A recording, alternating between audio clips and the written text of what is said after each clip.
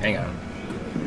All right. Sorry about the delay. This is School of Hard Thoughts podcast, brought to you by an amazing grant from Adrian and Green. And I'm Adrian Davis. Welcome to the show. I am very pleased as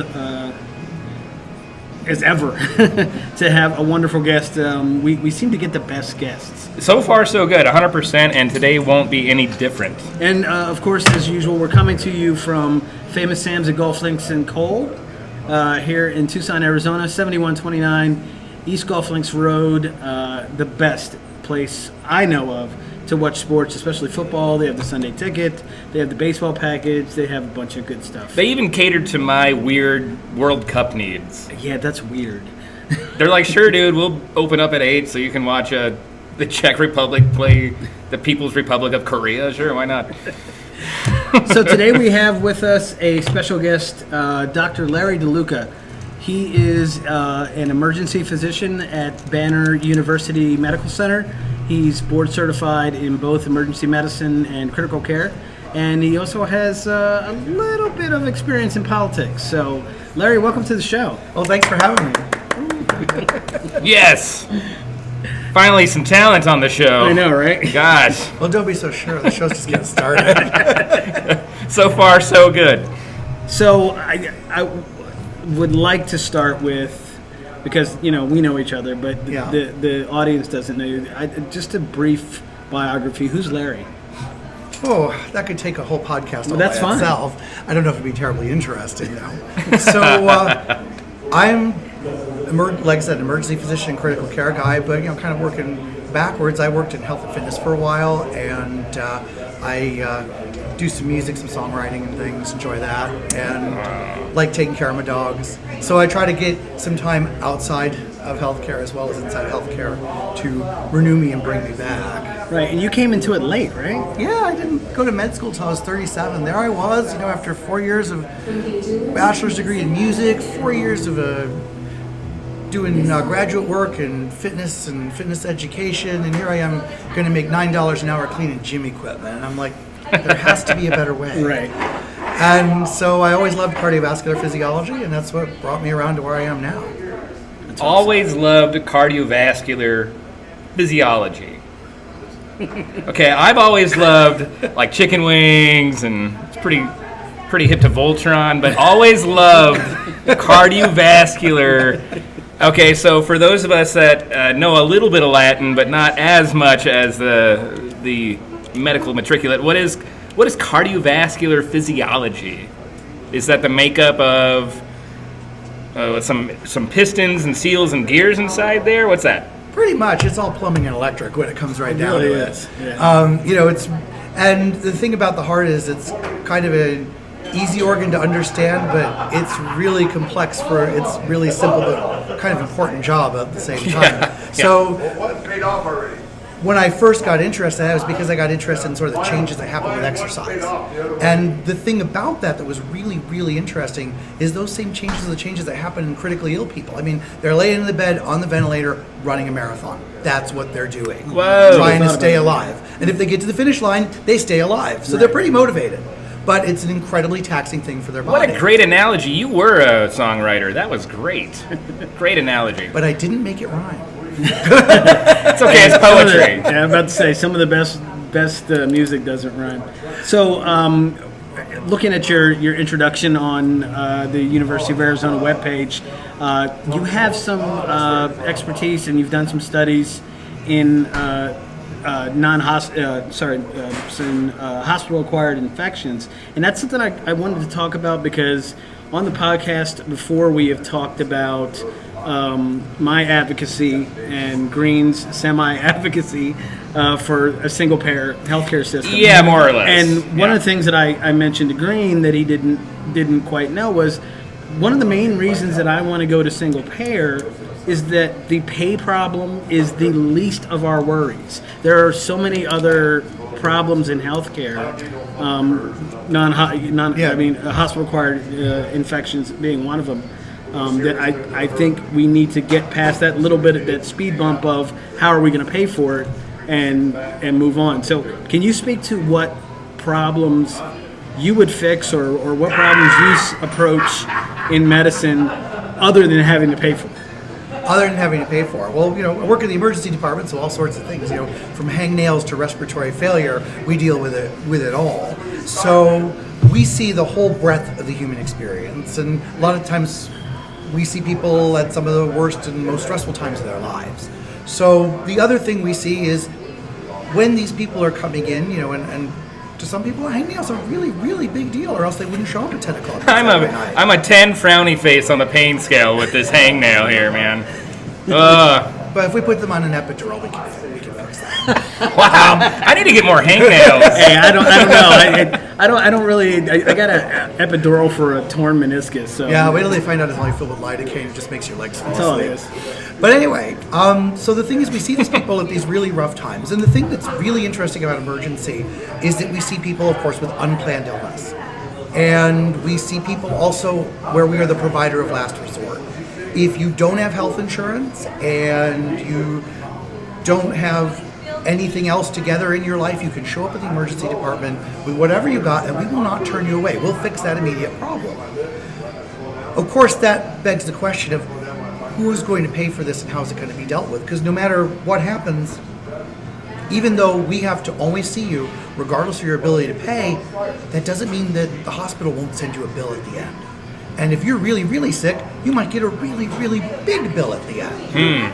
So what we do sort of in our environments, like I said, we see everybody who comes in with healthcare problems along that spectrum. But what happens disproportionately for us is we get people who have reduced or sometimes even no ability to pay on their own.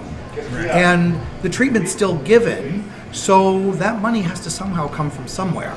I think that comes back to your point, is what do we do about... Right, and so one of the things I see with a single payer is not only do I view healthcare as a right, it's kind of a human right, but it's also one of those things where you and I had this discussion before about spreading the costs around. You're not really saving money, and if you look at every other industrialized nation, they don't necessarily do like the NHS in London, in London, and Canadian has their healthcare system that is largely derided and also largely praised. Canadian has their health system.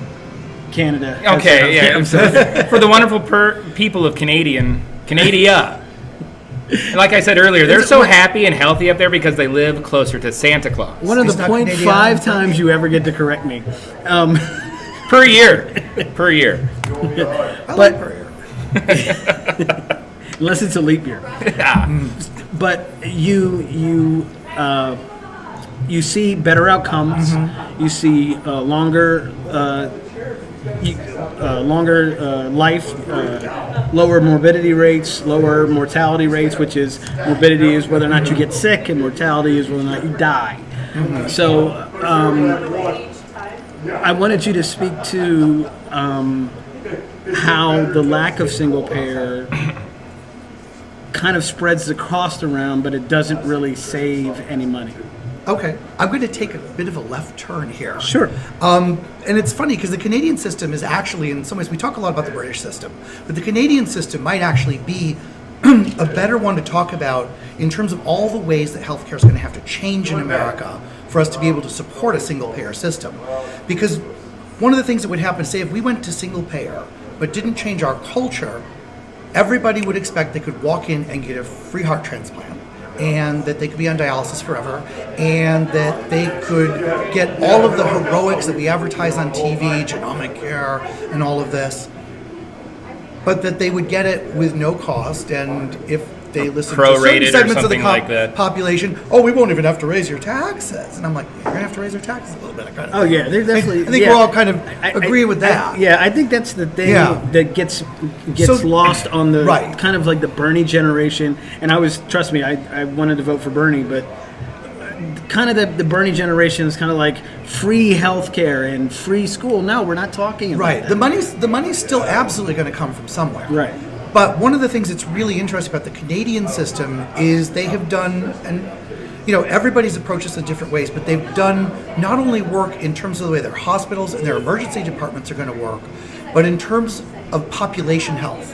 if you look at some of the stuff that Health Canada's done, there's two things I drawn back from my fitness days. One of those is what's called the PARQ, the Physical Activity Readiness Questionnaire. That's where PARQ came from. And the idea behind the Physical Activity Readiness Questionnaire was that they recognized that physical activity was good for the population, it had a significant role in disease prevention, and that it was important to get people exercising. But there were a few people who needed to see their doctor who probably shouldn't start an exercise program. But at the same time, they didn't want to make the barrier so high that everybody would go to their doctor and say, "Hi, I'm 20 years old. I think I need a stress test," because most of them don't. Right. And You're 20. You don't even have any real stress yet. What are you talking about? And in America, what we saw was, if you look at like the guidance in the American College of Sports Medicine, they kind of came over to what PARQ was doing, but it took them a little more time because they were being driven more by healthcare providers, more by cardiologists and things. So there was a lot of emphasis, especially in the early 90s, on who it was not safe for to exercise, rather than the large number of people who could exercise. For example, if you looked at ACSM's 1995 guidelines, they would start out and say, well, if you've got 2 or more risk factors for coronary artery disease, before you begin any rigorous exercise program, you should go see your doctor. Now, if they came to see me in the emergency department, I'd be kind of caught up in a lot of the complicated things the American system does, and I'd say, well, you know what, I'm going to refer you out, you should probably have a stress test, this and that. But from the Canadian perspective, what they recognized, and this, again, Americans in recent years have come more along the way with this, is that letting people start out with low amounts of physical activity was perfectly safe for almost everybody. So the PARQ asked things to look at only the small number of people in the population for whom it would be really unsafe to exercise. They were people who were like, say, having cardiovascular suggestive symptoms with minimal activity kind of things. Right. With a recognition that people engage in low-level activity all the time. It wasn't until the late 90s that the American College of Sports Medicine really recognized that with what they call ACSM's Exercise Light. And Exercise Light was something to get more people off the couch, get them doing low levels of activity. And so what I'm getting at with Health Canada here is that there was not only the PARQ initiative to get as many people exercising as possible, with a minimum of clogging up the system to clear exercisers who could probably clear themselves by starting out with low-level activity and gradually increasing it as they tolerated it. And so then they also did a bunch of things that looked at reducing the use of expensive radiographic resources. One of the things I think of is there's a series of rules that have come out of different Canadian studies that have been embraced by the Canadian healthcare system. The Canadian C-spine rules for clearing trauma victims to decide who really needs neck x-rays or CTs and who doesn't. Right. And that's something we've kind of leaned toward now in Right. EMS. EMS, and not everybody's gone to it, but EMS basically, if before, as a paramedic, if somebody was in a car accident, they were getting on a Right. board and a collar and everything like that. But now, if you're walking around the scene talking on your cell phone, you're a self-clear, pretty much. Not everybody's adopted that, but Absolutely, but pretty much. And it's interesting to see the way the guidelines change. And one of the things I think Canada's been a leader in is finding ways to recognize that healthcare dollars are not unlimited. And ways in which we're going to say, well, if we're going to provide free, right? I hate the word free. Let me Nothing's for free, but Socialized. Let me say socialized, government More subsidized approachable healthcare. Right. If we're going to be able to do the things for the really, really sick people without having to limit those based on, for example, ability to pay, we need to find other ways we can save money. And I think that's one of the things that Canada's been really smart in recognizing. Right. And if you look at the thing that has always bothered me about our reluctance to go to single payer or that type of system is that, first of all, there are many versions of that system out there. And instead of pointing out, what's bad about the Canadian system or what's bad about the British system or what's bad about the Australian system, which Australia's system is actually really good. But instead of that, whatever happened to American exceptionalism? So if we're so exceptional, why can't we come up with a way to make sure that everybody is guaranteed basic health care and critical care when they need it? Well, I think without having to go broke or having to choose. Well, I can do this, but then I'm not going to eat. I think Dr. DeLuca, Dr. Larry, what do you prefer? I don't know anything that's not got 4 letters in it. Okay, you got it, dude. Oh wait, hang on. Okay. We can go with Okay, I think, and this leads into what you were saying, Adrian. It's the change of culture, the culture we've cultivated since modern science. Since the Industrial Revolution, essentially, and we started really populating the continent as immigrants and settlers. Our culture seems to almost inhibit personal health. As far as my perspective goes, like it's fine for business growth and for capital, but for the individual, it seems like an uphill battle, regardless of the ailment or malady facing you. And one of those parts of that culture, I think, is the fear of payment. When I think a lot of people, especially this time of year, we were talking about mental health and things like that. A lot of people forego getting checked out or having a proper diagnosis of their behavior or their mental state due to the costs associated with these assessments. And I think that's just a self-devouring cycle. I think, they're down in the dumps already, and then they can't pay to go see somebody for being down in the dumps, and then it just drives them lower. So I think you're absolutely right with the culture, but do you think some of these stresses regarding payment, does that exacerbate symptoms? Does that exacerbate the overall veneer of health? Because I'm sure stress can't be good for you. That is a complicated question. I'm going to try to break it down a little bit so I answer your question properly. I'm glad you even understood me in the first place. So we're talking about stress related to the cost of healthcare. Correct. I'm assuming at this point you're talking about stress of healthcare related to the individual consumer. Correct. So we're talking mostly here at the first part of this question. It's really about personal healthcare costs. Yes. How do the costs of personal care impact me? And there was a piece in there about mental health, and I think. Well, yeah, and it's kind of connected there, but go ahead. You're being a surgeon to my question, man. You can clock out, but man, I love that. This guy is precise. This guy is precise. With a scalpel, right? Yeah, no kidding. Let me get a towel and dab you over here. You're doing good. So starting with the individual part of it, I think anytime anyone has to deal with healthcare costs or any sort of unexpected cost, there's a stress. And that can be, I remember the days when you'd get your cell phone bill, and there was that commercial, that woman just standing there holding the cell phone bill, and she's just screaming into the air because she can't believe how much it costs to run over her minutes. Yeah. Well, that's what healthcare's like for most people right now. Right. What we've seen, despite the Affordable Care Act, is the Affordable Care Act being continually under assault, which continues to hurt it, is the very competitiveness it was supposed to foster is been falling by the wayside because we have states making rules and trying to limit things as much as they can in ways that essentially reduce the amount of competition that happens within a state. Okay. And so costs go up, and insurance companies push back in ways, well, if they can't charge you extra for pre-existing conditions, well, maybe they can sell low deductible plans cheaper that push more of the responsibility back on you, the taxpayer. Now, one could argue on the one hand that, if you've got a low deductible plan, you should put $2,000 or $3,000 or $10,000 extra in the bank, whatever it is Yeah, but you're who supposed does to pay.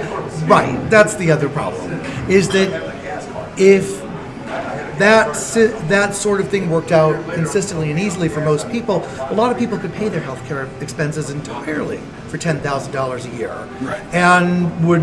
And that's been some of the impetus behind arguing for all these catastrophic coverage plans. It's funny, these things go in very, very big cycles. Yes. And now I'm going to go take another left turn. I like it. Back.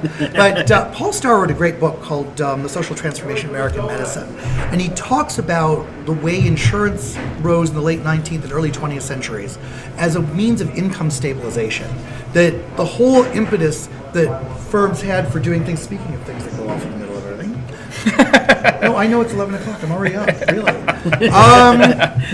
Is the idea of income stabilization, that historically when families only had one wage earner, right, and women weren't in the workforce, if the male wage earner was killed in a coal mining accident or was seriously injured and couldn't work, what happened to the family? They might end up with relatives or in the poorhouse.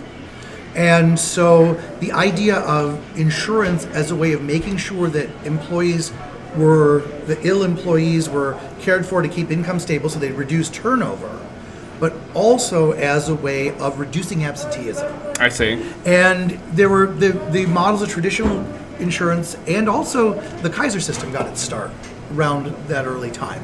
The idea of a company that created its own health network specifically to manage its own employees. So there was a lot of experimentation, and as we got through the Gilded Age and we started seeing push toward consumer protections, that was, our child labor laws started around that time.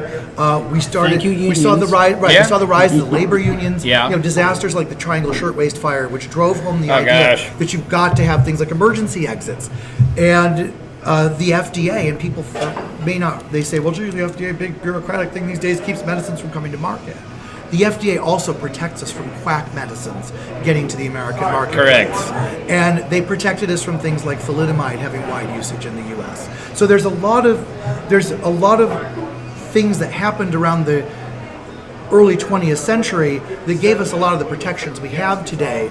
And that expansionism in terms of healthcare continued through the not really directly through the 30s, because you have the New Deal, but Social Security came to the table early at that time. Right. But healthcare in the form of Medicare wouldn't come till riding with LBJ, decades later. Right. And what probably kept universal healthcare from happening at that time was that there was a tremendous rise in employer-sponsored healthcare. And people were giving away good healthcare. Well, America was going to work, Yes. like you were saying, you had so many towns where a lot of the, like you were saying, it was a different time, but the big strapping men, a lot of them were in the military, and a lot of people that were in the workforce were all of a sudden gone, doing something else. And so these your companies, your employment providers wanted to get also incentivized and make people feel a little bit more stable, and because it was a very scary time from what I've read. I wasn't here, but I heard it was a pretty tense time, and so there was also this Which time you think? You think like World War II era, Vietnam War? I'm talking about World War II, a little bit pre-World War II to 1940 to 50-ish. So after Social Security, before Medicare, right? Really tight time for America. A very tight time, but it seemed that it was these companies, like you said, were providing incentives to either placate, and soothe, the general kind of the tension, in the air. And so you're saying the reason why socialized didn't take off at that time is because what exactly? Well, I think even later, as you look let's go back to the end of World War II. Your post-war generation comes back. Right. There's a whole resurgence of these new people in the workforce. The GI Bills put money into training. We're building healthcare for veterans. We're doing all sorts of wonderful things. But industry's growing in this country, and industry continued to grow for decades after that. By the 60s was when, and I'm going to pass on telling you the exact year because I don't remember it off the top of my head. When Medicare was passed, and shortly thereafter Medicaid, and so we now had, in addition to having the retirement financial security for our elderly, we had retirement medical security for our elderly. Okay. And then we added better medical security for our poor. And then who was left? The people in the middle class. At that time, the middle class was on the ascendancy.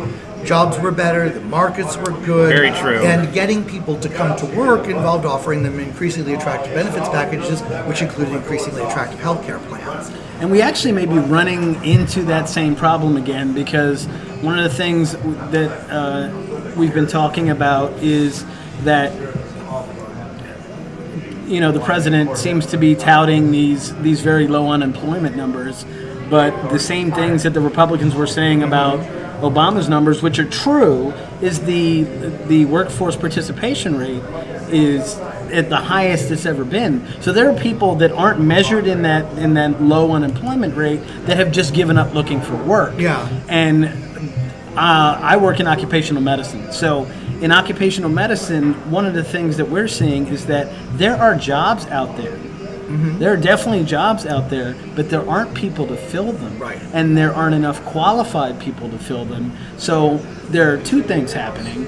One, there is a new resurgence in what corporations are willing to do to bring you on board.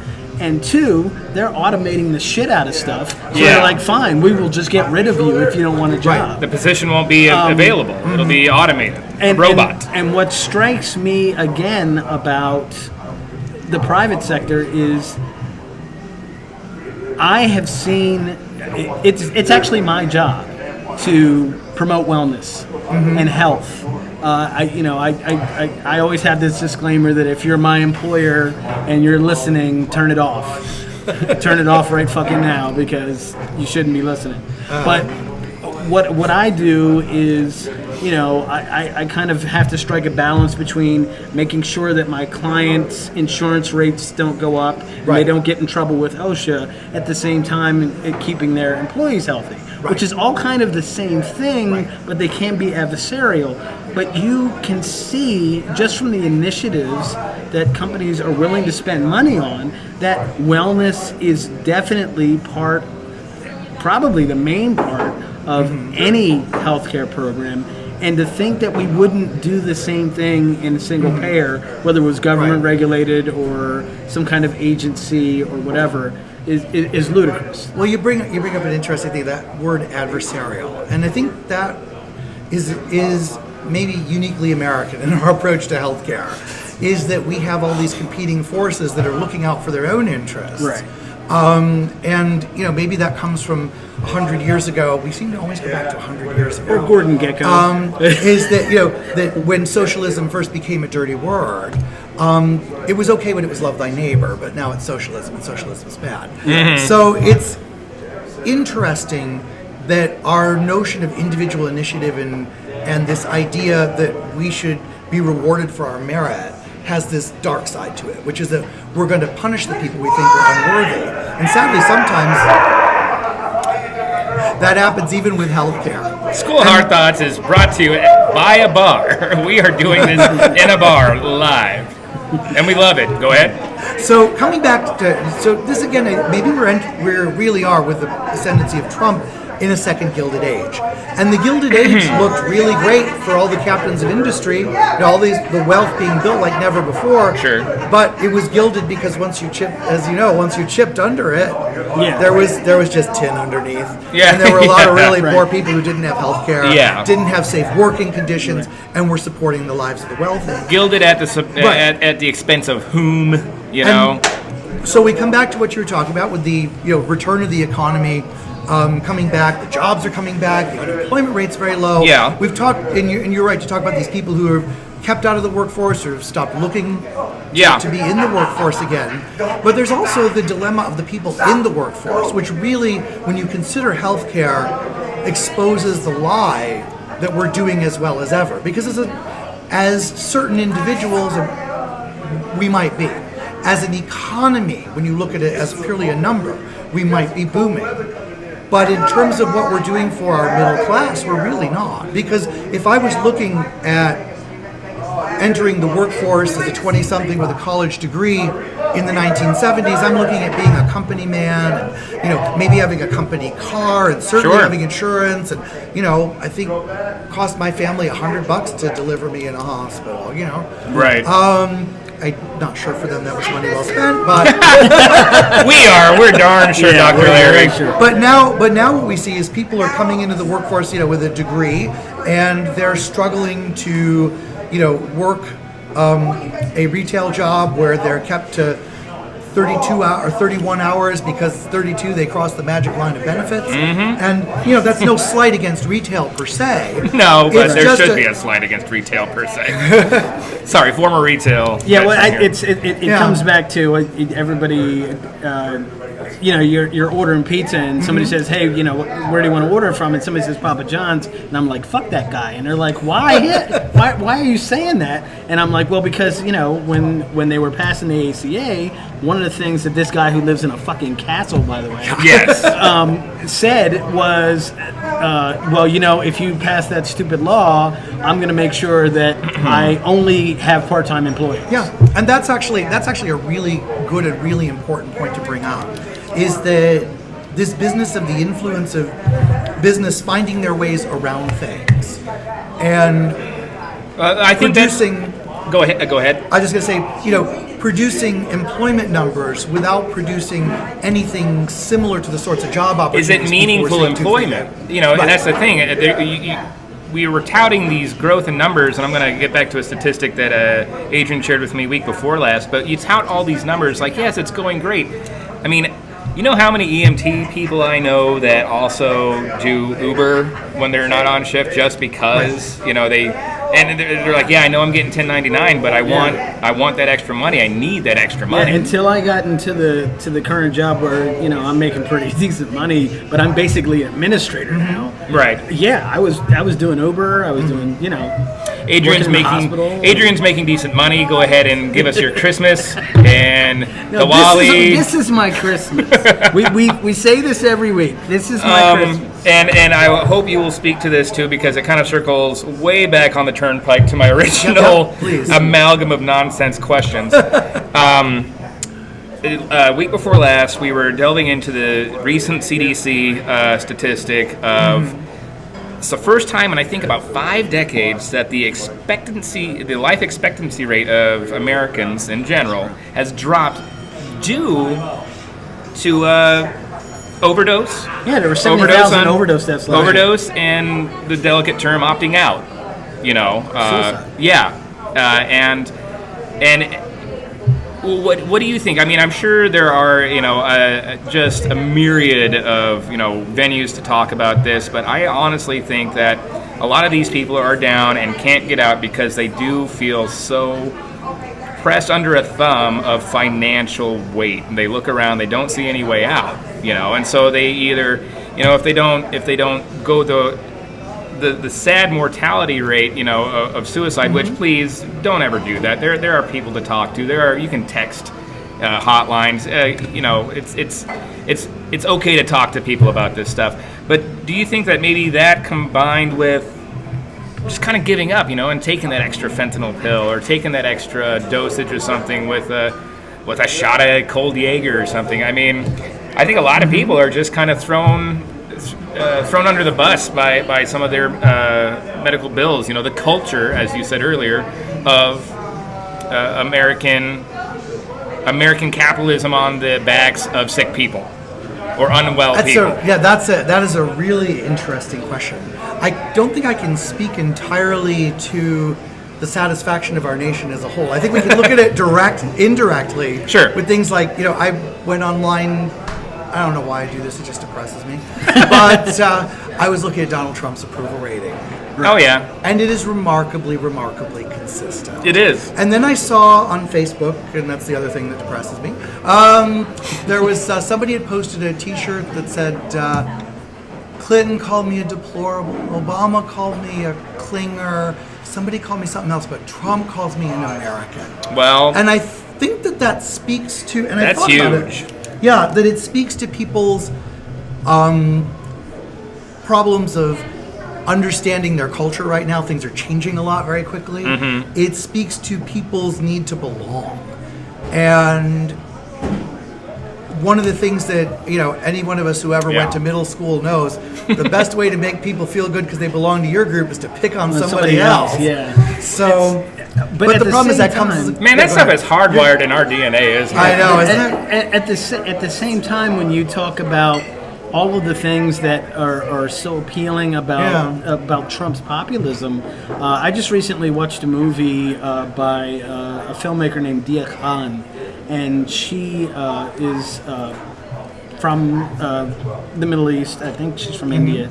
And she basically she went during Charlottesville with some neo-Nazis, it's called White Right. Damn. And it's only an hour. I'd heard about this. I haven't seen it yet. Yeah, and if you listen to the reasons why these people are neo-Nazis and alt-right and Ku Klux Klan, it sounds remarkably like the talking points of the Republican Party right now. Mm-hmm. It's like, I want law and order, and I want to close the border, and I think that foreigners are coming in to commit terrorism. It's acceptable and take our jingoism. jobs, and and then there are the Richard Spencers of the world who are just out and out saying it's like, look, white people are there are studies that say that white people are going to be the minority, and we just can't have that. Well, yeah, I'm going to come back to the Gilded Age again. I seem to really like it. Yeah, his book's coming out soon. The Gilded Age by Dr. Larry DeLuca. Is there was so much unrest in other parts of the world. The Communist Revolution happened right around the time of the Gilded Age. You were dealing with labor movements not only within our country but across the world were beginning to happen and take form, and they were beginning to have much larger sort of geopolitical rumblings. And part of our hatred and distrust of socialism and communism arises in part from that, I'm going to apologize because I'm going to say I'm inferring here rather than going to cite direct sources that certainly, American business had a lot to fear from a communist revolution at the turn of the 20th century. How so? Meaning that all of a sudden they would go from a complete free-for-all, as they were before, say, the rise of the FDA and other and the labor movement, to being, as if it went the way the way of the former Soviet Union, to entirely state-sponsored and state-controlled industry, where it was thoroughly regulated what they would produce, how they would produce it, how much they would produce it, and how their workers would work. And so there was a benefit for American industry, maybe as much as American workers, for promoting more of a free enterprise system. And so what you end up with is this. But it was interesting because at that time, labor was valuable, and because we were post-industrial revolution, but still pre a lot of the things that have really, really made automation take off, there were still tons of repetitive tasks that need to be done by humans. There was still much more incentive to get people into, like you said, into jobs. So you had this sweetening of the deal, I guess it might be. And once labor organized and said, well, we can strike and we can paralyze you as an industry because all of a sudden your assembly line can run, but no one's going to put the wheels on your Model T. Right. Then you had a situation where collectively there was a lot of bargaining power. So again, thank you, labor unions. Yes. Yeah. Well, as the specter of communism and totalitarianism is faded now, of course there is the issue now of the fact that organized labor has been a good thing for labor. It has arguably been a good thing for business, in that we've got businesses that are running safer shops under better working conditions. Yeah. But it's amazing the way that you look at, and of course, time gives you perspective. But it's amazing if you look at how proactive companies are now. Before, companies were like, please just don't regulate us, let us do what we have to do. It's going to cost too much to do X, Y, and Z and to put in these safeguards. Now companies are doing the opposite. Companies are saying, hey, you know what? I think it's a good idea to not only make sure that our employees are healthy, but let's actually put a nurse or a paramedic in our warehouse so that they have access to wellness and injury care. But on the flip side, doesn't that also lower some of their insurances? But that's what I'm saying. We're back to their original motivation. That's the progression of the culture. The closed-minded thinking of how capitalism sometimes tends to just look at the numbers, like, wow, that's going to cost a lot. But what is it going to save you in the long run? So, like I said, time gives you perspective, so things have changed a lot. I kind of wanted to switch gears here a little bit, just because Green made me promise that once we got a little bit too into, you and I got a little bit too into the medical leaves, that we would ask some questions and talk about some things that our listeners want to hear about. So there's always the quintessential question that I know I have always hated. What's the worst thing you've ever seen, man? Is it like gnarly? So instead of that, what trends as an emergency physician are you seeing? And I think I know what you're going to say. There's a few.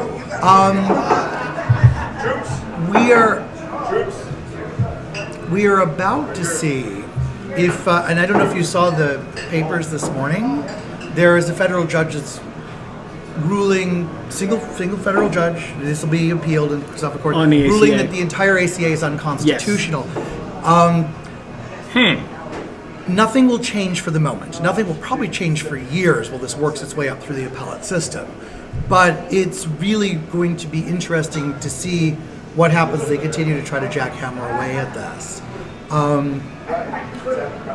Now, how was that connected to the original? Where is? Sorry, Sorry, my bad. what is the end game for that, though? I mean, what Oh, are these trends. people? Yeah, the trends. Go ahead. So the reason I thought of that is it comes back to something Adrian asked me to talk about, my 15 minutes of fame. Yes. I was out one day at an anti-McSally thing in front Oh, of I her saw office, that video, yeah. holding a poster. Yeah, apparently so did 20 million other people. Good for you. Awesome. Our was first crazy. celebrity, our first major multi-million view celebrity, ladies and gentlemen, Dr. Well, Larry DeLuca. Yeah, my 15 minutes of fame, I think, is like totally over, and I still have my job. So We're gonna give you a half hour. Yeah, right. That's why I'm going to let you continue. But going back, I always had that disclaimer. One of the things that we saw, and this is why I linked this back to trends, is that we saw essentially what would be a repeal of much of Medicaid happened in our state in 2008 when Jan Brewer ascended to the governorship in response to, when Janet Napolitano went to become head of Homeland Security. Yeah. So what happened was Jan Brewer said, I gave all the tax money away to my wealthy friends. Oops. So I got to save money. I know. I'll pick on the poor people. So they said, well, these poor people, these mentally ill people, they could really work full time. I'm sure of it. So I'll just take away their health care and that will motivate them. Well, it didn't work. And No. the reason it didn't work is that people who are on disability, and sure there is fraud, fraud happens everywhere. But for the most part, people on disability are out there for a reason. They're disabled. And they can't work because they are too sick, either medically or mentally or both, that they are unable to maintain a full-time job. And there are even a number of people who work some part-time who might still have some Medicaid coverage because they fall within a certain range of the poverty line because they're working even part-time or sometimes even full-time at sufficiently low-wage jobs. So it depends on the number of people in your family and how much you earn. So you can have a full-time job and still be getting Medicaid because you're not far enough away from the poverty line because you don't earn enough. You're trying to support a family on the limited funds you have. So anyway, what happened is all of these people all of a sudden lost access to their doctors. So instead of having mental health care and getting my medications that kept me from either being manic or super depressed or suicidal or hearing voices telling me to kill myself, or having congestive heart failure and putting on water and being short of breath all the time, these people came to the hospital. Why'd they come to the hospital? Well, two reasons. One was that they needed our acute help because they were off their controller medications that kept them out of the hospital in the first place. Right. And the second reason was we were the place of last resort. Sure. The emergency department. You can't refuse, Right. right? Federal law Right, says federally we had to mandated. see them. Exactly. And follow. Yeah. Which is a good thing. Right. So what happened is we saw tons and tons of very crowded emergency departments. We saw a lot of unnecessary hospital admissions for conditions that should never have brought these people in the first place, simply because somebody who loses their health insurance and can't see their cardiologist and can't take their heart failure medications anymore, that doesn't make their heart failure go away. Right. What it means is their heart failure spirals out of control until they end up with an acute exacerbation and they end up getting admitted to the hospital, or they end up dying outside the hospital. So we saw very crowded emergency departments. We saw admissions that were necessary from a medical standpoint because the patients were sick enough to come in the hospital, but were unnecessary from an economic standpoint because they never should have happened, because they never should have cut Right, because they Medicaid should in have the been first managed. place. Yeah, they should have been managed. So what happened is Jan Brewer, I don't know if she saw the error of her ways. She knew that she was going to be in trouble if her budget didn't balance. So she went ahead and accepted the Medicaid expansion. When she accepted the Medicaid expansion, we put over 100,000 Arizonans back on access, our version of Medicaid, within the first 12 months. and the problem reversed itself. So all of Really? a sudden now these people had insurance, they could see primary care doctors, they could see cardiologists, they could see psychiatrists, and so we moved them back out of our acute care hospitals and back into the community where they belong. And that had an impact in multiple ways.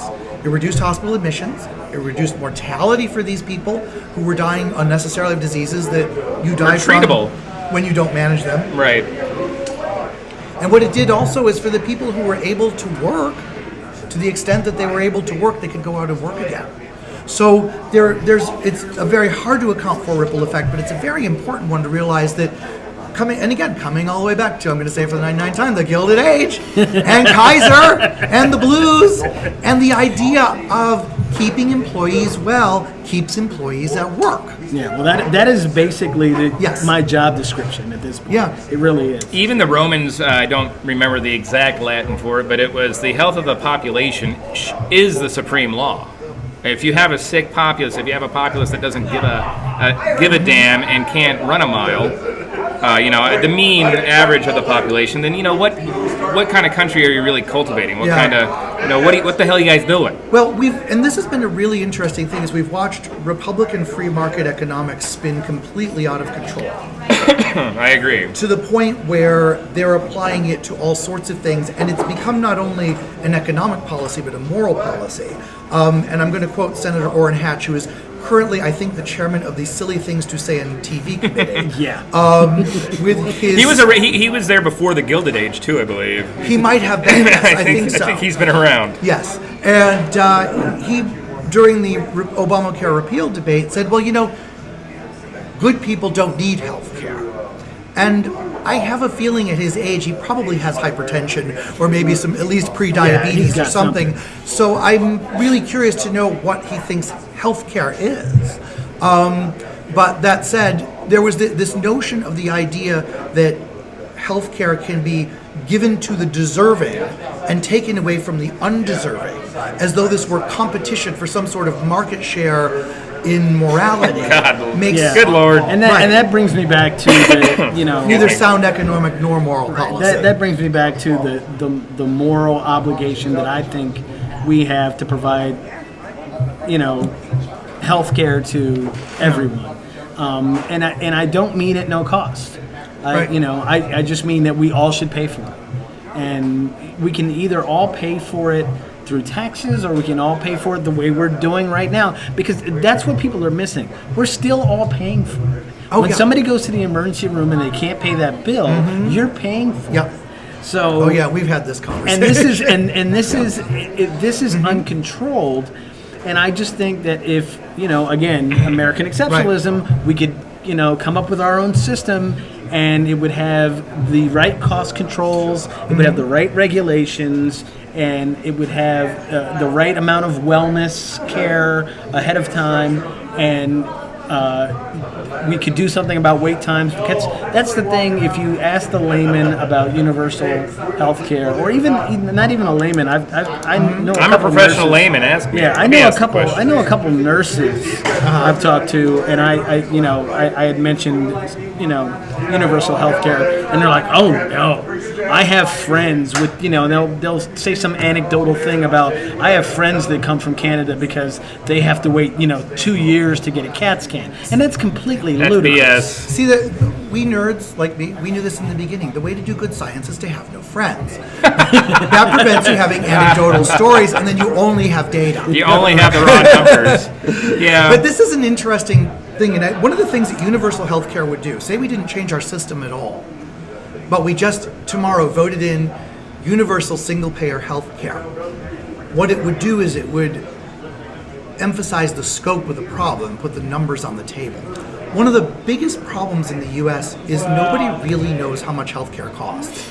I used to tell this to our coding and billing person, and we would sit there and talk about it, because I would ask her, and she finally convinced me that nobody really knows what healthcare costs. How remarkable. So, and then I think Time Magazine must have overheard us, because 2 years later they ran an article on this exactly. So what I mean by when I say that is paying for healthcare is kind of like buying a car. You know how you go to... Never pay the sticker price. Right, and that's exactly it. There's a thing called the charge master. The charge master is the sticker price. Right. For all the cars. Nobody pays the sticker price. What? You never... Oh, do you pay the sticker price? Darn. Darn it. So anyway, the thing is you got that sticker price, but then what happens is not only is there a discount that's applied, but the discounts are negotiated individually by each different carrier. So, and different carriers do things differently. So for, the very traditional 80-20 insurance fee-for-service plans, the hospital would charge what the hospital is going to charge, and the patient would pay 20% of it, and the insurance company would pick up the remaining 80%. And that was, before further regulation, that was a way of letting the market balance it out. Because if XYZ hospital is charging 10 times as much, then what would happen is not only would the insurance company, because of their commitment, had to pay 80% at 10 times as much, the 20% the patient paid was 10 times as much. And they're like, well, I'm not going to XYZ hospital. Yeah. They charge me 10 times as much. And your insurance would say, you know what, you can't go to XYZ. Yeah. So, but as we become more removed from that, we've lost some of those same kind of controls. So, for example, health maintenance organizations were a way to stem rising healthcare costs. The idea was you paid a fixed fee and you got as much or as little healthcare as you wanted or needed. You could go for maybe, whether you went for quote unquote free or you went for a $5 copay or whatever, you could see the doctor whenever. And very quickly, the companies that developed HMOs started to say, how can we make more money? Well, the problem is you give people insurance and their company pays for it and they don't feel any pain. And, they feel the pain of a $3 copay, but that's not much pain. And all of a sudden, they're going to the doctor all the time about all sorts of things. And so they're like, well, what can we do? And I'm going to let you in on a dirty little secret. Oh, dang. Because this is one of those like Joe's friend's cousin's hairdresser, Ted. Oh, yeah, good guy. Good guy. Love Ted. A very good friend of mine had an office mate, but her husband was the head of a large HMO in a major city. And that's as much as I want to say without getting into specifics. That's fine. And he was the medical director as a physician. And one of the first things they tried was ways to keep physicians from reaching patients. So they would say, we want you to call people back at 10 minutes after 12 at their home, or you would call them back at 10 minutes after 5 at their office. So the idea was that if you didn't call, that way you could call them back promptly, but they probably wouldn't get the message till the next day. Remember, this was like the early 90s, so only people You had who to get were home and check your important or people machine. who thought they were important had a Right. cell phone. Yeah. Mostly, not most of us. So they would do things like that would try to keep people from using the service, kind of pushing them away a little bit. Their model was that they would oversubscribe people, like a health club does. It's going to be really painful around New Year's and the week before 4th of July. But the rest of the time, the gym is subsidized by the millions of members who never show up. Right. A lot of the HMOs work the same way. Now that's beneficial to the hospitals because they can say, well, instead of worrying about is a person going to come in and pay me a fee for a service I offer, I subscribe to this plan, I have a certain amount of money I'm going to get, and I'm going to get that per patient that's in my network. And again, they work a little different for each one, but I can count on this money whether people come use that benefit or not. Right. So what happens then is that you get a weird decoupling of the insurance from the marketplace, because all of a sudden now there's a disincentive for demand, and I always like to say sarcastically, empty hospitals are profitable hospitals, but that is in one way in which an empty hospital could still be a profitable hospital, because you're going to get your payment for dealing with the people that are subscribing, but you're not going to have to actually pay for care above and beyond that. So, and that's not to say that HMOs are all bad. These Right. are the example of trying to find ways to prevent utilization. I have some issues with that, obviously. But at the same time, the idea of having some way of controlling utilization is important. And healthcare, HMOs didn't arise because there was tons of money sitting around for healthcare. They arose because we were trying to control healthcare dollars in Right. the first place. There's a lot of different ways in which people can incentivize that. But again, what happens is, like we said, coming back to the main point is, this starts to affect the fact we don't know what healthcare costs. Because if I'm an 80-20 plan, I might be paying, I'm paying for the patient's paying for 20% and the insurer's paying for 80% of whatever services are delivered. So if you deliver no services, you don't get paid. But if I could have, say that person like paid 20% of a heart transplant.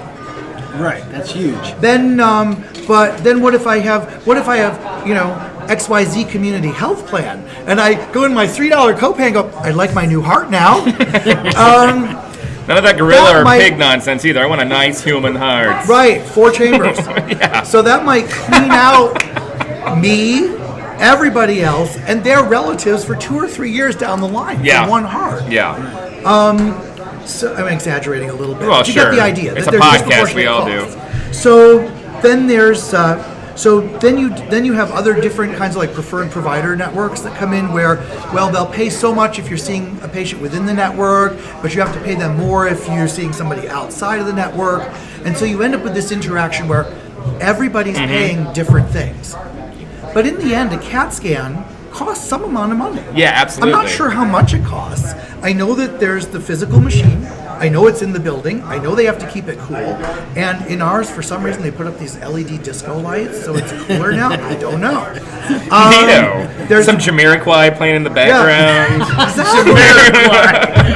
That's like reach back for that reference. It's So, 1993. Radiation techs, electricity, radiologists to read the films, the computer storage for it. So- all that stuff costs money. So this is very interesting because Yeah. I don't think a lot of your average Joes and Janes are aware of that there is no. It sounds like what you're describing is like the actual cost of let's say a unit of healthcare, 1 hour of healthcare is like trying to nail Jello to a wall. It's a really kind of amorphous kind of subject. And that's it. There's a real cost to everything we do in the hospital. Well, and a lot of Americans don't work on that kind of scale. There's, if you work in production or retail, there is a set markup for, each little thing you buy, each little glass bead you buy at Michael's, each pastry you get from La Baguette or wherever you go. And that's hardwired into their business model of paying the utilities, paying their staff, paying the insurance, and trying to make a little money on top of that.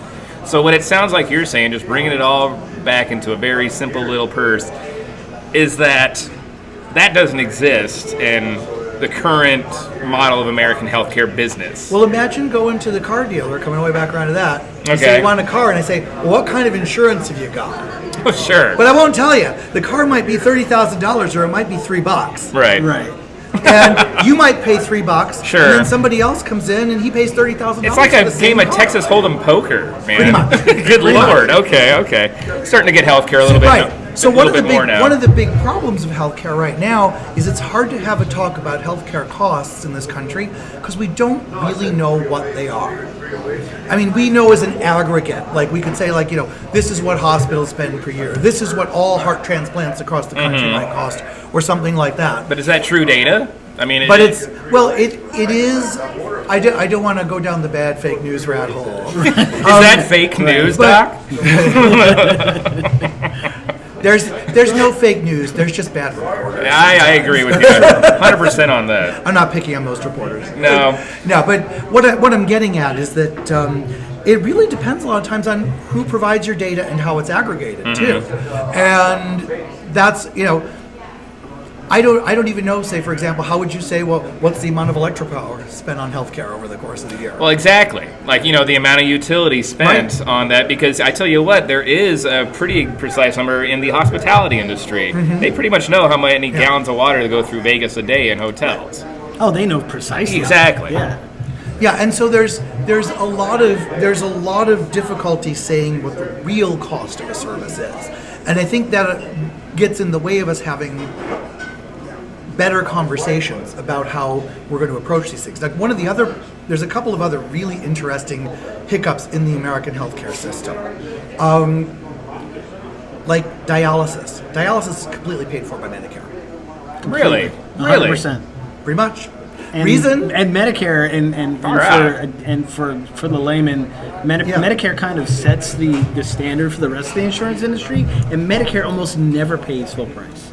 Well, the thing about let me come back to that point because that's a two-parter in itself. So what happened is dialysis rose around the same time Medicare arose. Okay. And they didn't think very many people would be on dialysis for very long. They envisioned this as sort of a bridge to transplant for a short time for a very small number of patients. They didn't expect transplant medicine to take off the way it had. They didn't expect that dialysis could stabilize people so long. I mean, there are people who live in dialysis for years, and there are patients who are not transplant candidates who can. Heart failure patients, if they don't get a transplant, half of them at least are dead within 5 years. Lord of mercy. It's just the disease spirals. Liver patients, I can't tell you the exact number and time frame, but again, the same problem. The liver failure is inexorably progressive, and we don't have any equivalent of dialysis to stabilize it. People's kidneys can completely fail. They can stop urinating. They have no ability to regulate their own fluid or potassium, and we can put them in dialysis center for a few hours 3 times a week, and we can cleanse their blood, and we can keep them alive. And we can keep them alive for years And that's years. kind of the point of medicine, isn't it? From what I've read. Well, what I mean by it, though, is this again comes back to this idea of healthcare costs, what you're going to pay for and what you won't, is that Medicare is subsidizing something they never intended to get into. It's exceedingly expensive. And so when people talk about cutting Medicare, I don't think they realize they're talking about cutting the lifeline of pretty much every dialysis patient. Except for the ones who might be wealthy enough to pay for dialysis. Well, and that's not what is getting reported. Like you said, some of these reporters pick and choose their data packets. Now, you guys know me. Well, I think a lot of times too, to be fair to people. Yeah. As much as I like to pick on them because it's fun. Yeah, it's easy. Yeah. And you're good at it. I think a lot of people don't. I mean, I didn't know that until fairly recently. The healthcare system is so immensely complicated. The way it fits together, and similarly. Most transplant patients are on Medicaid. Okay. And the reason for that is because a large number of transplant patients only get to where they're going to a transplant is by being sick enough to be fully disabled. Right. And so you're eventually going to go broke, and then and then healthcare-wise, they've exhausted all their other resources getting there. And when you transplant, literally costs hundreds of thousands of dollars. And the bridging therapies that you might be on for something like before a heart transplant cost hundreds of thousands of dollars. You're looking at a price tag of, easily close to $500,000 or more a person. And that's, that doesn't even include like all the possible complications they could have. They've got either what's called a total artificial heart, or they've got a ventricular assist device in. The problem is none of those fit completely in the body, and none of those, and they have problems of their own. One of the biggest problems is the driveline hanging out of you. So it's a conduit for infection. A small little hospitalization caveat to having that. Yeah, geez. For sepsis, and that's $40,000-$50,000 a pop easily. Right. If they end up with bleeding problems, GI bleeding, for example, that can happen pretty commonly because of those, because they have to be on blood thinners, as well as they have to be on. They have to be on. They have to be on blood thinners for most of the ventricular assist devices, as well as they tend to have vascular problems that happen because their circulation is not normal. And those two together conspire to give these people GI bleeds. And so even if they don't die of it, the hospitalization for that. A GI bleed is... That's when somewhere in your intestines. Right, the gastrointestinal so you got blood tract. coming out one end or the other. Yeah. And it can be life-threatening because as much as anything else, you can't figure out where it is and put your finger on it really easily. Right. So, when you watch certain news outlets, and I'm going to ask both of you this because I believe everything I see on TV, so I need to ask you. Yeah. How much do you get paid to be on the take for socialized medicine? Because that's one of the biggest things that you see is like, well, these doctors, these professionals, these protesters, they're getting checks from, and it's kind of shrouded in mystery who you guys are actually getting paid for to be progressive about your views and voicing them. Well, so who's signing the checks? I can say that again because of the job that I'm in now. I'm probably being paid by people who are against universal health care. Sure. because I work in occupational medicine and I work in heavy industry. But that's just one of the things But- you always hear. It's like, well, no, they're getting paid to say that. It's just like they pay the protesters to. Yeah, so it's you guys- So he paid for individual tickets for and everybody got organized. No.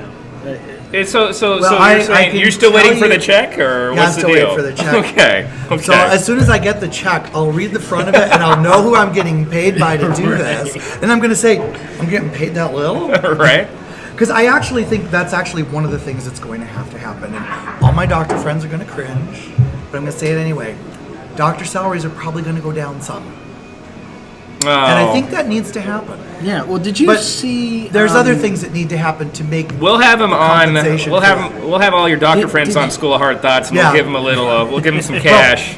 And I think we'll see. I mean, one of the things that shot down the Clinton healthcare effort in 1993 was every single group with a vested interest locked arms to prevent that bill from becoming a reality. And it was very sad. And I looked at now. Granted, I went to medical school very late. I graduated in 2005, so this was back when I was in music school.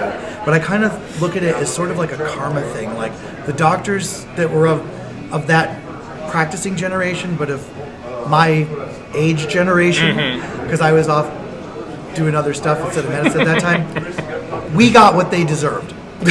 Right. Meaning that costs had to be controlled somehow, and nobody was willing to give, and so costs got controlled in some of the most difficult ways imaginable. And one of the most difficult things for physicians was managed care.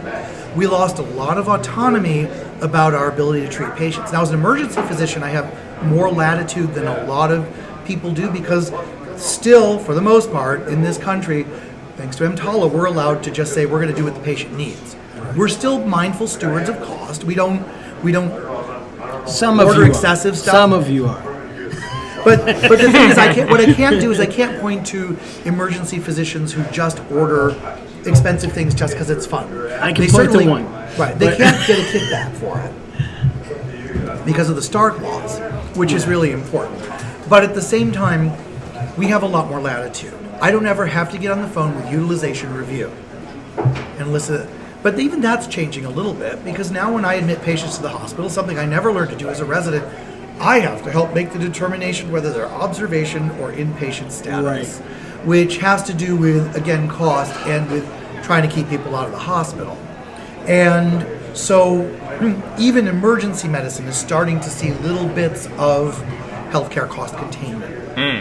Well, when I worked in ERs, I went from I actually shadowed a doctor. I'm not going to mention his name, but I shadowed the doctor because he paid me an amazing compliment one day, and the compliment was, he's like, "So when are you going to medical school?"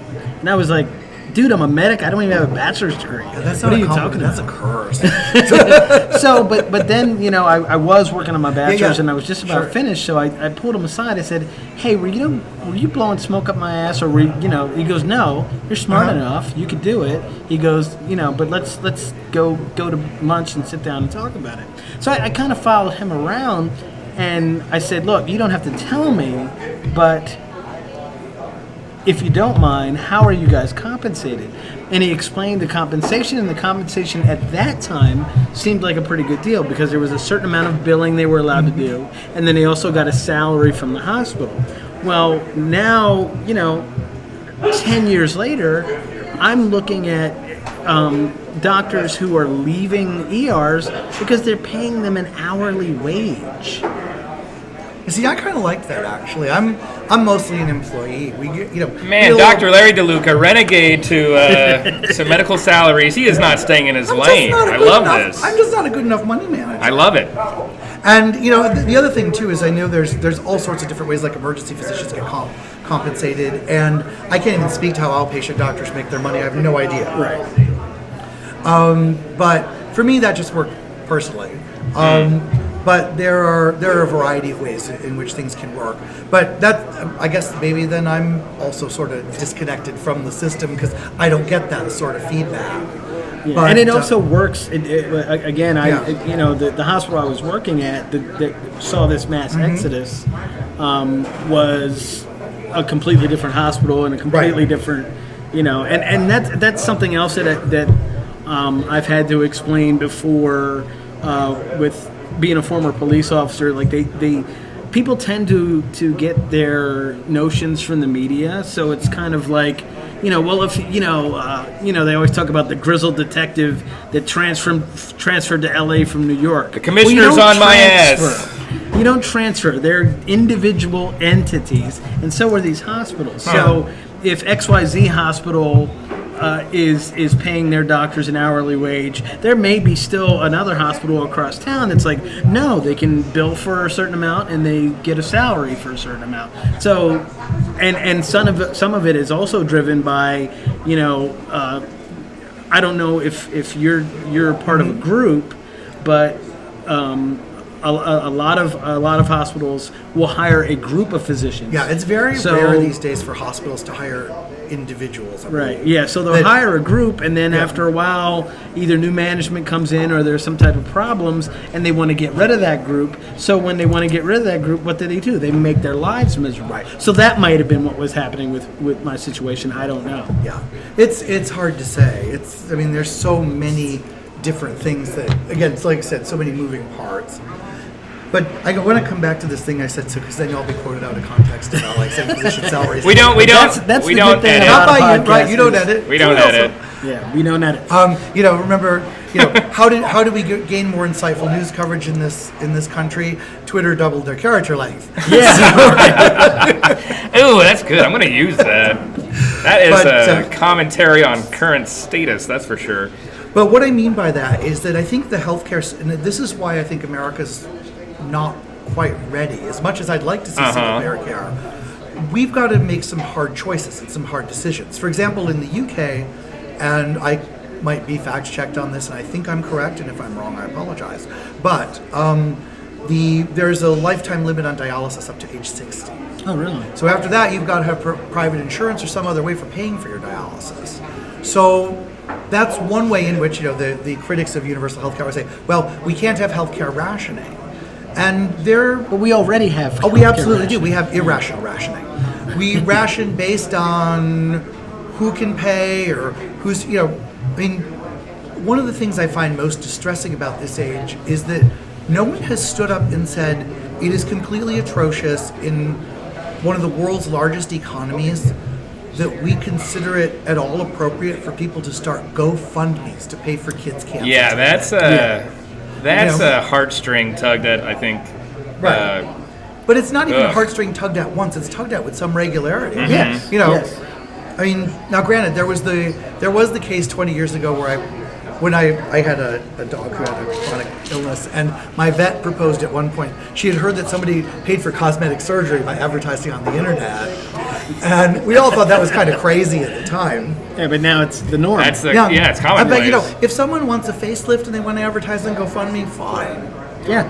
But for someone to say, I've had third-degree burns to my face and I want to advertise on GoFundMe to get reconstructive surgery so I don't have to wear a mask in public, to me that's not fine. Yeah, that's And one a Stanley Kubrick movie, basically. One of the things Yeah. that we really need to, starting from the bottom, we really need to reestablish a sense of community within the country. We can't live in the two Americas anymore, the pro-Trump, the anti-Trump camp. And then next we need to kind of establish a notion of, and if socialism is a word that people are afraid of and ugly, call it Christian charity. Or if that's a word you don't like because you got whacked on the wrists by that nun in Sunday school, yeah, you can Or tell you're us a what crazy it's atheist. Still good.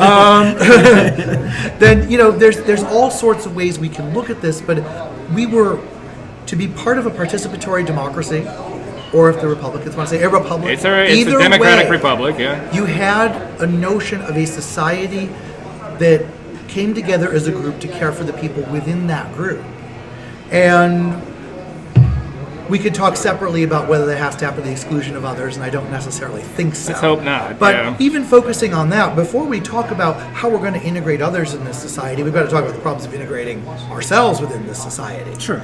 And much of the debate around Obamacare centered around, well, who is deserving of care?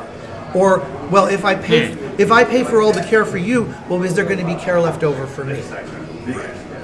And Yeah, and as much as go ahead. Sorry. no, with the same people that are afraid of the word socialism or dislike the word socialism, like Major League Baseball, which is a socialist kind of capitalist business business plan. This guy in Because baseball. if you look at the way they do revenue sharing, if you are in a small market team, you still get the opportunity to get the revenue that is trickled down from the rest of the teams, and you can look at a bunch of other things, Social Security, and there's a million and one things in our society that are socialist in nature, and people balk at the word, and maybe you're right, maybe it just needs a rebranding. I think that's absolutely what's going on right now. You have so much vitriol coming about because, like you were saying earlier, our culture is changing rapidly. Yeah. The ease of technology, the ease of which any kind of information, whether it be accurate or inaccurate, it's still instantaneous. Yeah. And I think the word has been sensationalized beyond its actual usefulness. I think its meaning is to the common person who hasn't had any recreational interest in global or local politics or policy development. I just think it's like the new C word. It's like the new F word. That's it's it. just It's amazing. It's just amazing to me yeah. that it's had such staying power after the collapse of the Soviet Union. When there was the Red Menace to fight against, The Iron Curtain. in the 30s and the 50s. Yes, exactly. And now here we are. Yet there are countries all across Western Europe who have varying degrees of socialized societies. I think merged every successfully with Scandinavian country. democracy. Yeah, and are doing quite well. Now they have other things that we don't. They have a small, relatively culturally homogenous population. They have very small differences in wage inequality and things like that compared to us. Very true. But so to come back to this idea, I think somehow bringing this idea that public service is a good. And I don't know where we fell off the road with that. I mean, one of the things that lifted us out of the Great Depression were things like the Civilian Conservation Corps and the Works Progress Administration, which were it was basically socialism. The government's going to hire you when you don't have a job, and you're going to go work You're for the going to go build government, this and we're road, gonna you're going to pay go build you this to get dam, you out of the bread line. but you're going to be working, Right. and you're going to be providing, you're going to have a sense of purpose. Have you ever been to Hoover Dam? I have. Yeah, It's awesome. freaking awesome. Yeah. Yeah, and that was all awesome. part of the CCC. Exactly. Now, a lot of stuff around Arizona was as well. Yeah. You go up and down a Colossal Cave, that tour route, all Yeah. made by CCC people. And this is one of these areas where if we were going to, I know this is sort of a detour from healthcare, but I'll get back to it. Okay. It's a podcast. If we're going to start bringing people together, would be a very successful place to do it. Because you hear Donald Trump talk about infrastructure. Right. And he's right, our infrastructure's crumbling. So And it has been for decades and decades and decades. 25, we 30 have years. people looking for meaningful employment. And not only, when I say meaningful, I mean not only a high wage, decent wage during the time, but good retirement, good health care benefits, all those And a things. sense of satisfaction that you've actually helped out what's the $10 word? community. Community, zeitgeist, you've contributed something to the overall. Yeah, can you imagine what it must feel like to have been retired and bring your grandkids to the Hoover Dam? Oh, and go, man. I helped build I helped this. build this. Yeah, Yeah. that's got to be awesome. Yeah. Nobody who's worked. No, I won't say specific. Nobody who's worked at XYZ retail is going to go, I sold a potpourri at this place. Right. I sold so many of those credit cards, brand loyalty credit cards. Yeah. So there's a chance for us to do something that would be good for our country in terms of work that is necessary. needs to be 100% done. agree with you there. It would be a way to improve wages and things, and it would be a way to help if we structure it with good benefits, good retirement and things, to ensure the long-term health of society. Because we're in for, I think, a much worse situation once the group past the boomers starts to retire. Yeah. Because the boomers are Very and I- curious on how things are going to play Yeah, out. I was born in 1964. My mom was born in 41. We are the goalposts of the baby boom. And so it's an odd vantage point to see it from. And, you know, we're the generation that will probably still be kind of all right. And generation after us, they're hosed. So I'm screwed. Right. Yeah, but that's Gen X. Actually, no, it's you. It's you because I'm on the cusp of Gen X. I'm a 1980 baby. I've been called everything from a Gen Xer to a millennial to a socialist to a couple other different things. It's still going. It's just a little prompt. So I'm anticipating about 15 years of rough stuff after, you know, unfortunately the mortality rate reaches the older goalpost of the boomers, which is inevitable. I hate to think about it because my parents are there, but it will happen. And I think after about 15 years after that kind of goes away, it's going to be, I don't know, you know, do you think there's going to be an abrupt decline in population? I mean, could that be something that helps and eases the pressure off of some of these antiquated systems? Or I think it will, but it's going to be a rough period because what's happening is the boomers were providing resources for a while, but then and I'm certainly not the first to say this, the boomers spent a lot of time sucking up all the resources from everything the greatest generation ever produced. And not only that, my pretty mom much being one of the destroying oldest, the environment. Yeah, while they were doing it, exactly. too. She doesn't remember that she wasn't alive for the Depression. right? She doesn't remember World War II because she was 5 when it ended. Right. My mom was born in 41 too. So We're talking about exactly the same thing. So, and I'm not saying my mom was profligate personally. She's done all right. But there was a time in which the boomers, because of when they grew up, I think they just thought there was something we used to talk about in exercise, the myth of infinite progression. Because there were all these studies done in the 70s about how much your fitness would improve from a deconditioned state. You know, you'd improve your aerobic capacity by like 25 to 50% in the first 4 weeks to 8 weeks after training. You'd improve your strength by 30 to 100% in the first several weeks after training. So the myth was that you could just keep going. So I was basically, all right, let me get this right. So if I train for a year, I can lift 6,000 pounds, right? Right. There is no cap. Right. So anybody who goes to the gym for more than 6 months and toughs it out realizes that after about the third or fourth month, those gains come harder and slower. Well, there's plateaus. And then you have to start working on different things. It's like, okay, you know what? I kind of want that thing here right by my waist. Right. Because otherwise, I'm not making swim it, shorts. Right, exactly. That's really, I mean, I was a pretty serious weightlifter for 2 years, and after a while, it's like I know my body is just not going to let me gain any more mass. At least not anything substantial like I came from. And so it's like, okay, well, let's turn a 6-pack into an 8-pack. Well, without, I mean, you strike me as a kind of person to really try to achieve those things as naturally as you can. I mean, you do see people that bulk up, and I mean, they're using that's changed because I'm married. Wait a second. Before it was like I'm trying to look as good as I possibly can because I'm 5'4". Right. And I'm single. Okay. Well, that raises a good point. I mean, So I want to kind of wrap this up with one thing, because I have said, at least positively, and I tend to be a very negative person, but positively, I think that in my lifetime, which is probably about another 30 years, in my lifetime, we will see some form of universal health care in the United States. I certainly hope so. What do you think?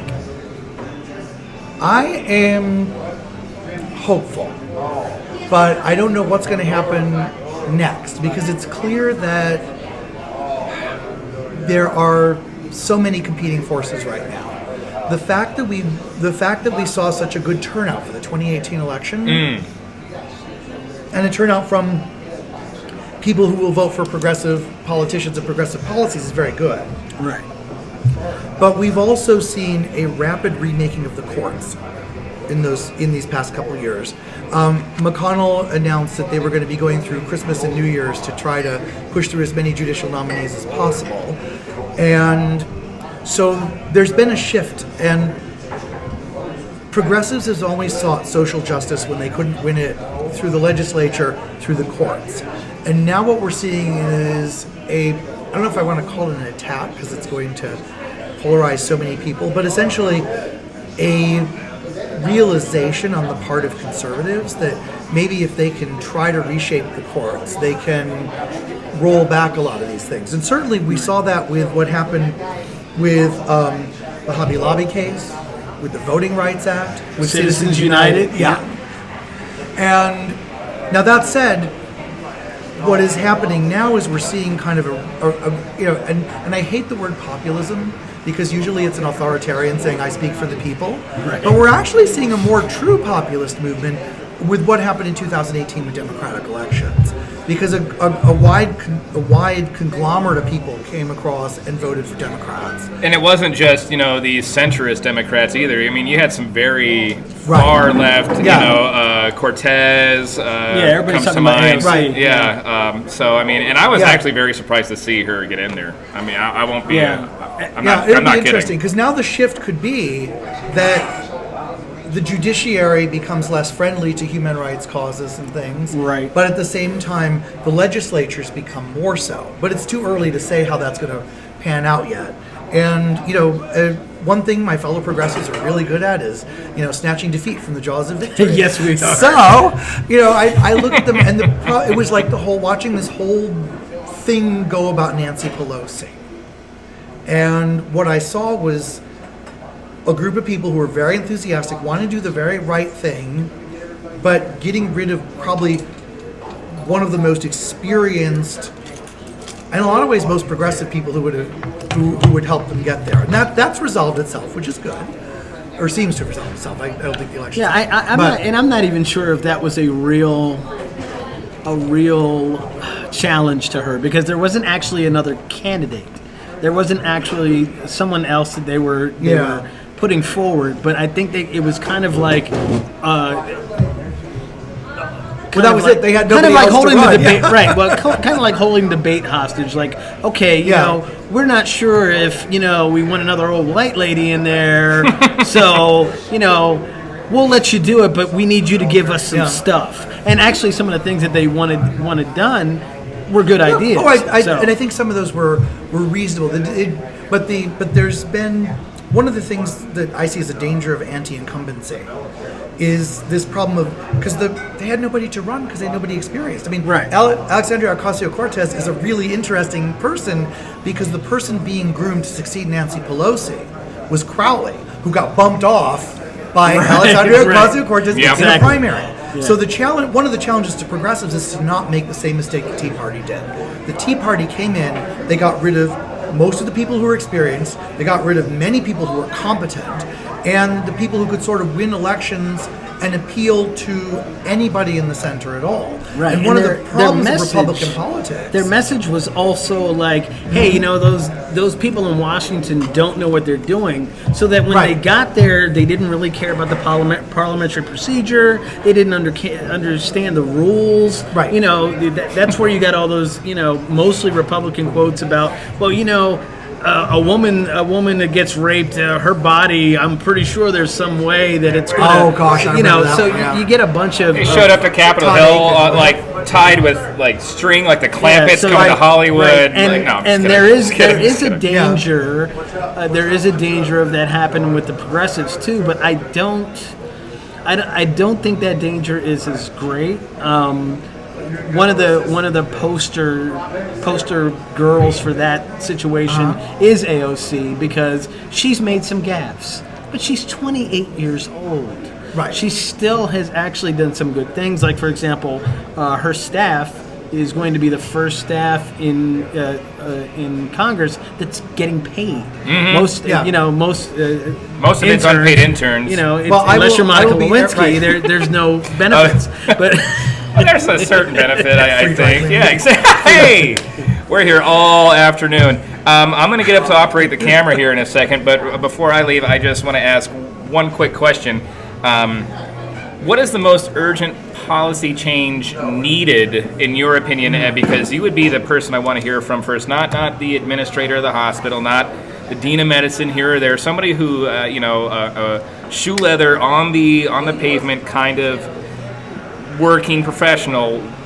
In your mind, what is the next policy change that needs to happen to alleviate some of these problems? That is a really hard question. I know, that's what we do at School of Hard Thoughts, ask hard questions. Right, that's the crux of the American healthcare problem, is that for a long time nobody's been willing to give, and nobody trusts if they give first, will anybody else be willing to give second? And so we're in this thing where people are afraid to change anything because they might be the loser and everybody else might pull out and not change anything. We could radically alter the landscape by any one of a number of policies. Probably the simplest thing, though I don't think it'll ever happen anytime soon, especially after today, was simply to say, we're going to stop fighting against the Affordable Care Act. Right. I mean, there is a 90+% support for excluding pre-existing conditions from insurance. And I think morally it's absolutely the right thing to do, especially when it was abused in many of the ways that it was by the insurers. Obamacare is very popular. What we saw in years previous was a good marketing attempt, really well exemplified by the survey that showed that both 70% of Americans were in favor of the Affordable Care Act, but 70% of Americans were opposed to Obamacare. Right. The catch, of course, being they're the same thing. Or when you hear, that people that were over 65 and they were on Medicare and they were like, we don't want the government in our health care. I don't want the government in my Medicare. Exactly. Larry, this has been absolutely fascinating, and we have to have you back on. Cool, that'd be great. To talk about some other stuff, because I know you you thought I couldn't outlast you? Oh no, I knew you could. But and I'm kind of glad that our little Skype thing broke down, because this was better having Green here. And I just want to thank you for coming on, and of course I understand you're going to work today, so please, as I tell everybody that works in healthcare with me, be safe and take care of yourself first. But nothing prevents a DUI like the fear of people cutting off your clothes while you're strapped to a bed. Exactly, which I've done a lot of times. It's so awesome, isn't it? So, again, we want to thank our friends at Famous Sam's at Golf Links in Kolb here in Tucson, Arizona, 7129 East Golf Links Road, the best place to watch sports in Arizona. Thank you, Dr. Larry DeLuca, and thank you, Green, and thank you, all of our friends, and we will be talking to you soon. And as I end every podcast with, I love you, Tracy. Thank you. That was cool.